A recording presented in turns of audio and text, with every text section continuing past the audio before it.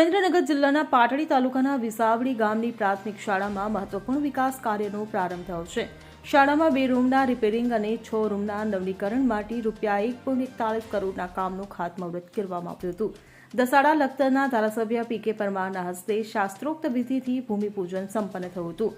આ કાર્યક્રમમાં શાળાની બાલિકાઓએ સ્વાગત ગીત રજૂ કર્યું હતું। વિસાવડી ગામના સરપંચ વનરાજસિંહ વાઘેલા અને ગ્રામ પંચાયતના સભ્યોએ ધારાસભ્યનું શાલ ઉઢાડીને સન્માન કર્યું હતું। આ કાર્યક્રમમાં જિલ્લા ભાજપના ઉપપ્રમુખ રામ ચાવડા, મહામંત્રી નરેશ પટેલ, પાટડી તાલુકા ભાજપ પ્રમુખ રમેશ ઠાકોર સહિત અનેક મહાનુભાવો ઉપસ્થિત રહ્યા। તાલુકા પંચાયત પ્રમુખ લતાબેન પટેલ અને અન્ય પદાધિકારીઓ પણ હાજર રહ્યા। તો શાળાની વિદ્યાર્થીનીઓએ તમામ મહેમાનોનું પુસ્તક આપીને સ્વાગત કર્યું। ધારાસભ્ય પી.કે. પરમાર અને માજી તાલુકા પ્રમુખ પ્રકાશ ડોડિયાએ પ્રાસંગિક ઉદ્બોધન કર્યું।